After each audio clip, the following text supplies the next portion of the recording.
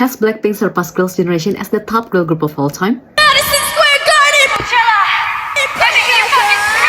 Begitu banyak girl group yang membawa impact atau dampak besar ke industri K-pop, tapi hanya beberapa yang akhirnya bisa berhasil dikatakan sebagai The Legend. Dan katanya salah satu topik yang hampir selalu menjadi perdebatan di antara Korean netizen adalah apakah Blackpink sudah melampaui batas kesuksesan Girls' Generation sebagai top girl group of all time.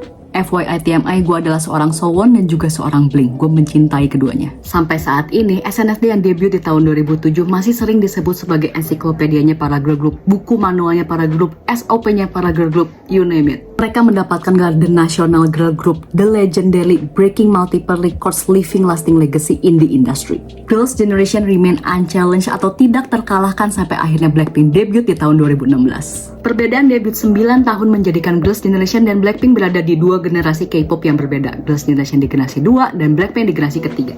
Pertumbuhan popularitas Blackpink sangat mengesankan, very impressive. Mereka merajai tangga lagu, breaking records, dan fanbase internasional Blackpink itu sangat besar. Kesuksesan dan popularitas Blackpink yang tentunya menjadi pertimbangan untuk Blackpink menyandang title The Legendary Girl Group of All Time sepanjang segala masa. Di sini gue cuma pengen tahu pendapat kalian untuk kita berdiskusi secara sehat dengan bahasa yang sopan, jangan saling menjatuhkan apalagi menghina, oke? Dan ini adalah beberapa komentar netizen Korea tentang Blackpink dan Girls' Generation. Yang pertama, ada yang bilang, menurut saya Blackpink itu legendary di luar negeri, di luar Korea, sedangkan Girls' Generation itu legendary di dalam negeri, di South Korea.